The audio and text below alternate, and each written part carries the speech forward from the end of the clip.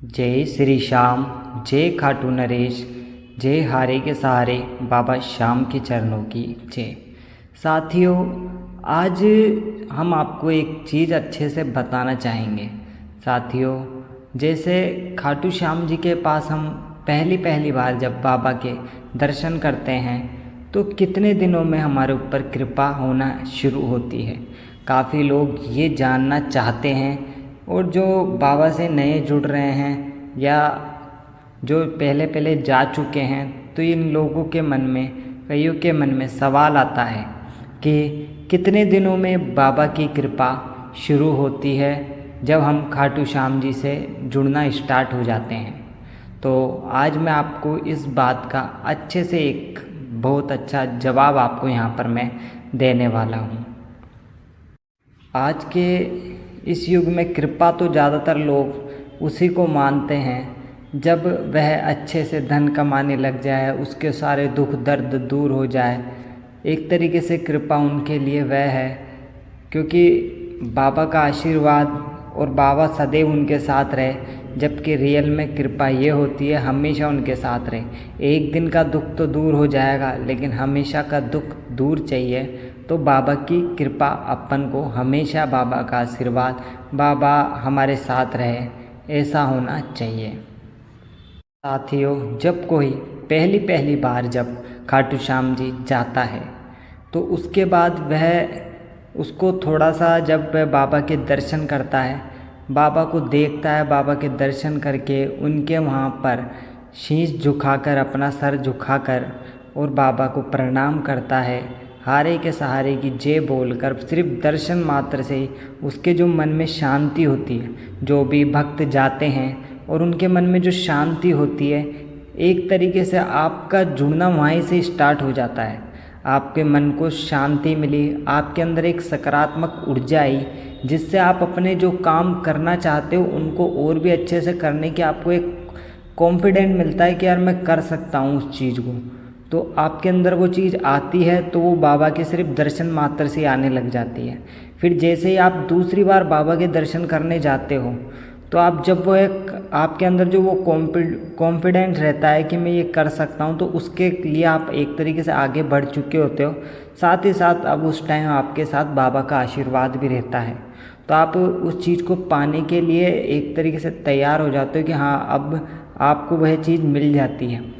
क्योंकि फिर आप दोबारा जाते हो और दोबारा जाने के बाद फिर से आप बाबा के दर्शन करते हैं, आप बाबा के चूरमा चढ़ाते हैं, आप बाबा के दर्शन करके भला करते हैं कई लोगों का, और आप वापस से वही अपने जो कर्म हैं वह भी आप करने लग जाते हैं, जो चीज़ आप पाना चाहते हो उसको पाने के लिए। क्योंकि साथियों, सबसे बड़ी बात तो ये है, हमको कर्म तो करना ही पड़ेगा। अगर हम अपने कोई भी दुख या पैसा कमाना चाहते हैं, उसके लिए हमें थोड़ी मेहनत यानी कि करनी ही पड़ेगी। मेहनत का फल देना बाबा का काम है, तो वह हम करने लग जाते हैं। और फिर हम देखते हैं साथियों कि जैसे ही हम बाबा के पास दूसरी बार गए और दूसरी बार जाते ही हमारा यहाँ पर काम बन जाता है। जो चीज़ हम बाबा को बोल कर आए थे वह काम बन जाता है। ज़्यादातर भक्तों के साथ ये चीज़ होती है साथियों, तभी बाबा के यहाँ पर लोग जाते हैं, बाबा का फिर आशीर्वाद लेने जाते हैं। और फिर यही चीज़ देखकर भक्त तीसरी बार भी जाता है, चौथी बार भी जाता है, और फिर वह महीने की महीने बाबा के जाने लग जाता है, खाटू श्याम जी के। और वह इसी कारण जाता है, नहीं तो वह और कहीं भी जा सकता था।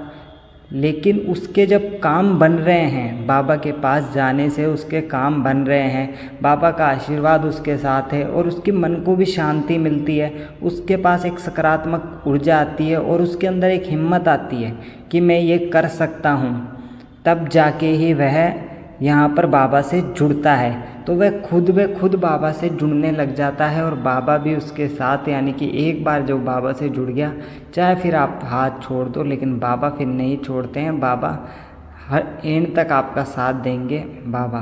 तो आप खुद आपके जब काम बनने लगे तो आप खुद जुड़ने लगे हो। अगर आपके काम नहीं बनते तो आप शायद बाबा से जुड़ते ही नहीं।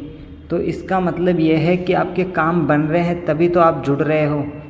अगर आप दूसरी बार भी जाते और दूसरी बार जाने के बाद भी आपका काम नहीं बनता तो आप फिर नहीं जाते आप शायद बाबा के, इसलिए आपके अंदर आस थी। पहली बार गए तो पहली बार में थोड़ा बहुत आपको लगा कि हाँ कुछ हुआ, दूसरी बार गए तो दूसरी बार, जब तीसरी बार का टाइम आया जब तक तो आपका काम हो चुका था और 3 बाणधारी ने अपना तीसरी बार के तक तो आपको हमेशा के लिए यानी कि हर महीने के लिए बुलाने के लिए आपको वो इतना वो कर दिया था, आपके सारे काम कर दिए थे कि आप खुद चलकर आप बाबा के, बस अब आप यही चाहते थे कि बाबा हमेशा हमारे साथ रहे, उनका आशीर्वाद हमारे साथ रहे।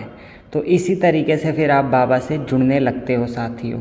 यही मैं आपको बताना चाहता था। अगर आपके साथ भी ऐसा ही हुआ है तो मुझे बताइएगा, अगर ऐसा नहीं हुआ है तो आप बाबा से कैसे जुड़े ये भी बता दीजिएगा, ताकि मैं अपनी इस और अपनी स्टोरियाँ में आप मुझे कमेंट में अपनी स्टोरियाँ भी बताया कीजिए कि बाबा शाम की कृपा आपके ऊपर कैसे हुई, ताकि मैं अपने यूट्यूब चैनल पर आपके लिए मैं एक वीडियो बनाऊं कि इनके ऊपर इस तरीके से बाबा शाम की कृपा हुई थी।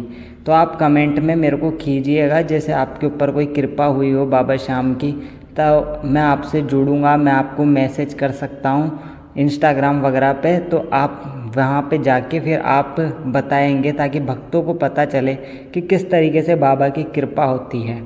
साथ ही साथ कर्म आपको ही करने पड़ेंगे, मेहनत आपको करनी है, कृपा बाबा की रहेगी। क्योंकि कई लोगों के साथ जो होता है कि मेहनत करने के बाद भी उन्हें उनकी मेहनत का उतना फल